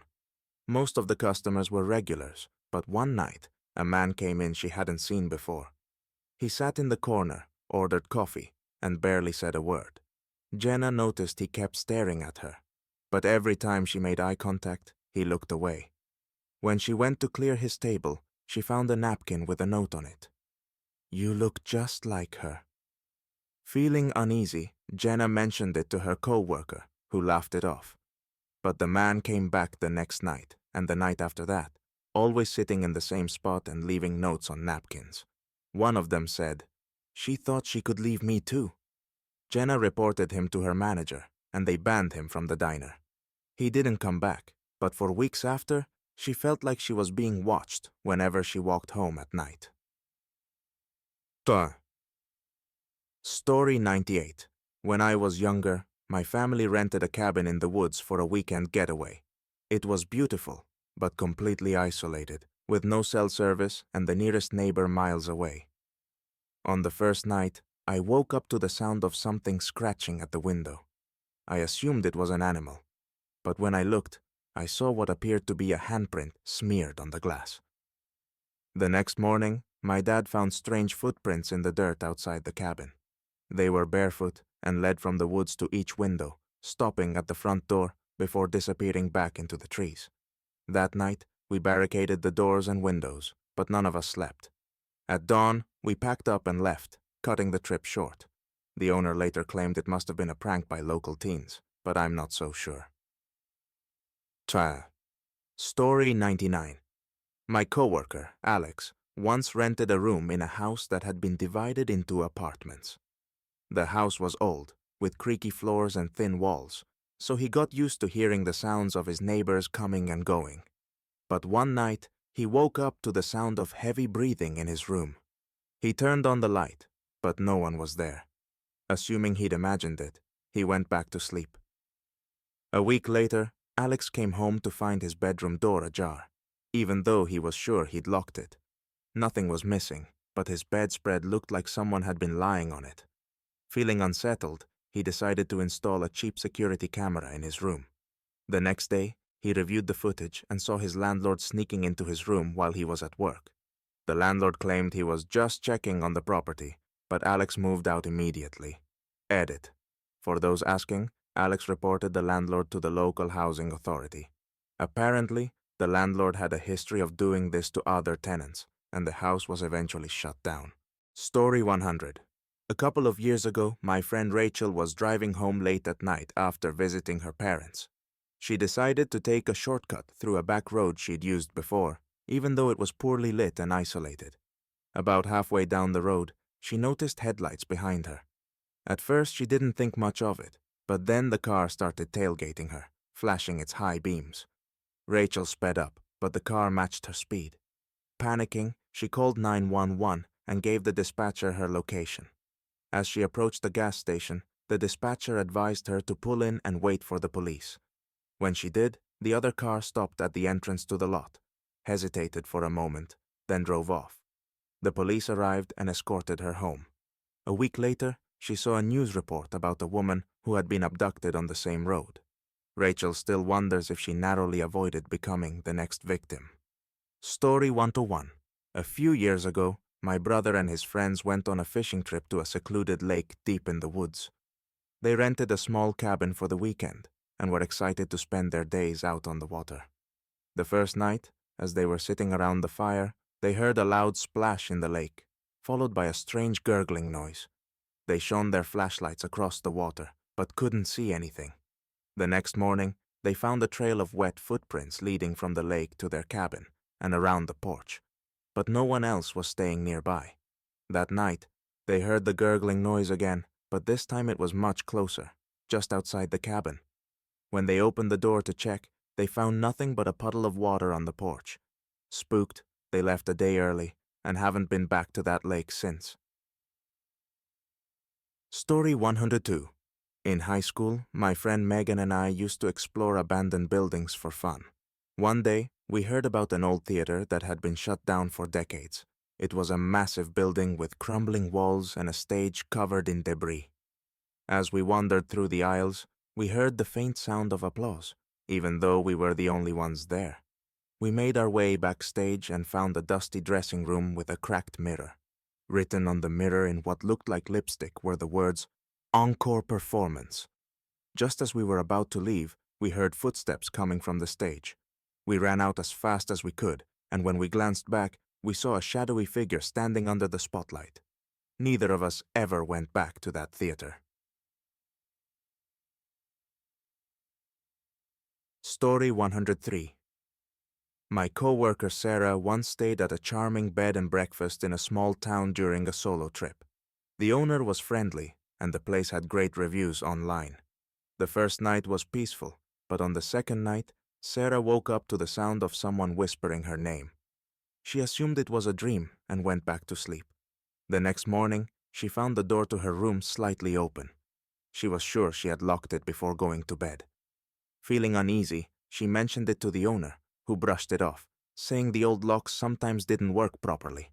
That night, she propped a chair against the door and placed her suitcase in front of it for extra security. When she woke up, the chair and suitcase had been moved, and there was a note on her nightstand that read, "Why are you scared?" Sarah packed her bags and left immediately. Story 104. My uncle used to live in an old house with a basement he rarely used. One evening, while watching TV, he heard what sounded like faint knocking coming from the basement door. Thinking it was just the pipes, he ignored it. But the knocking continued, getting louder and more insistent. Finally, he went to check, but the door was locked and the key was missing. The next day, he called a locksmith to open the door. Inside the basement, everything seemed normal, except for a single chair placed in the center of the room. On the chair was a piece of paper with the words, "Don't come back," written in red ink. My uncle never used the basement again and moved out shortly after. Edit. A lot of people have asked if the paper was ever tested for anything. My uncle says he threw it away immediately, too freaked out to think about keeping it. Story 105. A few years ago, my friend Rachel decided to try online dating. She met a guy who seemed nice and agreed to meet him at a coffee shop. The date went well, and they exchanged numbers. Over the next week, he started texting her constantly, asking where she was and what she was doing. When she told him she needed some space, he showed up at her apartment unannounced, claiming he was just in the neighborhood. Rachel blocked his number, but he started leaving notes on her car. One of them said, "You can't ignore me forever." She reported him to the police, who advised her to change her locks and be cautious. A few days later, she came home to find a single rose on her kitchen table. The police discovered that he had broken in using a spare key he'd secretly copied during their date. Rachel moved to a new city after that and hasn't dated anyone since. Story 106. My cousin Steve loves night fishing and often goes out alone. One summer evening, he took his boat out to a quiet lake, known for its calm waters and good catches. As the night went on, he noticed a faint light moving along the shoreline. At first, he thought it was just another fisherman, but the light moved erratically, like someone running with a flashlight. Curious, Steve rowed closer to the shore, but the light suddenly disappeared. Moments later, he heard splashing behind him. He turned around and saw a figure in the water, too far out to have come from the shore. It wasn't swimming. It was just standing there, partially submerged. Steve yelled, asking if they needed help, but the figure didn't respond or move. Panicked, he rode back to his car and left. When he told a local about it the next day, they just shrugged and said, "People see strange things at that lake all the time." Story 107. A friend of mine, Jenna, rented a charming studio apartment in an old building downtown. It was small but had a lot of character. Exposed brick walls, antique fixtures, and a big bay window. She loved it at first, but after a few weeks, strange things started happening. Her keys would disappear and reappear in odd places, and she'd hear faint knocking on the walls at night. She assumed it was just her neighbors, but then the knocking started coming from inside her closet. One evening, Jenna decided to investigate. She opened the closet and noticed a small loose panel in the back. Behind it was a crawl space filled with old clothes and a pile of what looked like burnt photographs. On closer inspection, the photos were of previous tenants in the apartment, all of them taken inside the same room. Jenna moved out immediately and reported the discovery to the building manager, but she never found out what happened to the previous tenants. Story 108. When I was a kid, my family took a road trip to visit my grandparents in a rural area. We stopped for the night at a motel off the highway, one of those old places with neon signs and dated furniture. That night, as we were settling in, there was a knock at the door. My dad opened it to find a man standing there, claiming he'd locked himself out of his room and needed to use our phone to call the manager. My dad, sensing something wasn't right, told him to go to the front office instead. The man insisted, growing more agitated, but my dad held firm and shut the door. A few hours later, we heard sirens. The police had arrested the man after finding him trying to break into another room. Apparently, he was wanted for multiple burglaries in the area. My dad never lets us forget that his gut feeling likely saved us from a dangerous situation. Story 109. In college, my friend Megan and I decided to take a weekend trip to a nearby national park. We rented a small cabin in the woods and spent the day hiking and enjoying the scenery. That night, as we were sitting by the fireplace, we heard what sounded like soft whispers coming from outside. Thinking it was the wind, we ignored it, but the whispers grew louder and more distinct. When we peeked out the window, we saw nothing but trees. Still, the whispers continued, moving from one side of the cabin to the other. We locked all the doors and windows, but neither of us slept that night. The next morning, we found strange symbols etched into the dirt outside the cabin. When we mentioned it to the park ranger, He just said, "People report weird stuff here sometimes." We cut the trip short and haven't gone back since. Ciao. Story 110. My coworker, Alex, worked as a janitor at a large office building that was mostly empty at night. One evening he was cleaning a conference room on the top floor when he noticed something strange. All the chairs around the table were slightly pulled out, as if someone had just been sitting there. Alex thought it was odd, but chalked it up to someone leaving in a hurry. As he was finishing up, he heard the sound of typing coming from one of the offices down the hall. He called out, assuming someone had stayed late, but no one answered. When he went to check, the office was empty, but the computer screen was on, displaying a blank document. The typing stopped as soon as he entered the room. Shaken, Alex locked the office and went home early. A few days later, he found out the building's previous owner had died in that same office years ago. Edit. A lot of people have asked if Alex ever went back. He still works there, but refuses to clean that floor alone. The office has since been converted into storage, but the staff still hear strange noises late at night. Story 111. When I was 14, my family moved into a house that had been vacant for years. It was an old, sprawling place with creaky floors and a massive attic. From the moment we moved in, I felt uneasy, especially at night. I'd hear footsteps on the stairs and faint whispers coming from the walls. My parents told me it was just my imagination. But one evening, as I was doing homework, I felt a cold breath on the back of my neck. I spun around, but no one was there. A few nights later, I woke up to find my bedroom door open, even though I always closed it before bed. My younger brother claimed he'd seen a shadowy figure standing at the foot of his bed, but my parents insisted he'd just had a bad dream.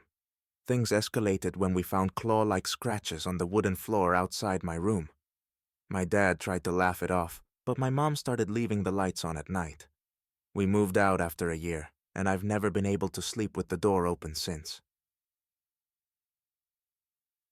Story 112. My friend Jenna went on a solo backpacking trip through Europe after graduating college. She stayed mostly in hostels, but one night she booked a small budget hotel in a remote town. The owner was an older woman who seemed nice, but a little overly curious, asking Jenna questions about her plans and how long she'd be staying. Jenna brushed it off as small talk and went to her room. That night, she woke up to the sound of someone trying to open her door. The doorknob rattled violently for a few seconds, then stopped. Jenna stayed awake, listening, but heard nothing else. The next morning, the owner acted as if nothing had happened. Jenna checked out early and caught a train to the next city. Months later, she read an article about a traveler who went missing in that same town, last seen staying at the same hotel. Jenna still wonders what might have happened if she hadn't locked her door that night. Story 113. A few years ago, my roommate Emily and I found an incredible deal on an apartment in an old Victorian house. It had high ceilings, beautiful molding, and lots of natural light. Everything seemed perfect until one evening, when we noticed a strange smell coming from the basement. It was faint at first, like something damp or rotting, but it grew stronger over the next few days. When we told the landlord, he shrugged and said it was probably just the old pipes. But the smell didn't go away. One night, we decided to investigate. Armed with flashlights, we went down to the basement and found a large, locked cabinet we hadn't noticed before. The lock looked new, which was odd given how run down the basement was. When we asked the landlord about it, he became defensive and told us not to worry about it. We moved out a month later, but we still wonder what was in that cabinet. Story 114. My uncle works as a truck driver and often takes long hauls through remote areas. One night, he pulled into a rest stop to sleep for a few hours. It was the middle of nowhere, with no other vehicles around. As he was settling into his bunk, he heard a light tapping on the side of the truck. At first, he thought it was just a branch or animal, but the tapping grew more deliberate. He stepped out with a flashlight, but no one was there. As he climbed back into the cab, he saw something in the rearview mirror. A figure standing at the edge of the woods, barely visible in the moonlight. The figure didn't move, didn't approach, just stood there watching.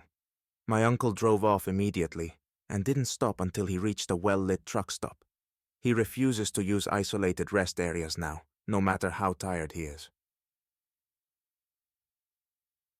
Story 115. When I was in college, my friends and I rented a house together off campus. It was an old place with a lot of charm, but also plenty of quirks. Creaky stairs, drafty windows, and an old grandfather clock in the living room that we could never get to work. One night, while studying late, I heard the clock chime. It was faint but unmistakable. I thought I was imagining things until my roommate came downstairs, asking if I'd heard it too. We checked the clock, but it wasn't running. Over the next few weeks, the chimes became more frequent, always at odd hours. Things got creepier when we found the clock's hands pointing to random times, even though no one had touched it. We later found out the previous tenant had passed away in the house and had been known for her obsession with that clock. We moved out as soon as the lease was up. Edit. For those asking, we didn't know about the tenant's history until after we moved out. A neighbor mentioned it casually one day, and everything suddenly made sense.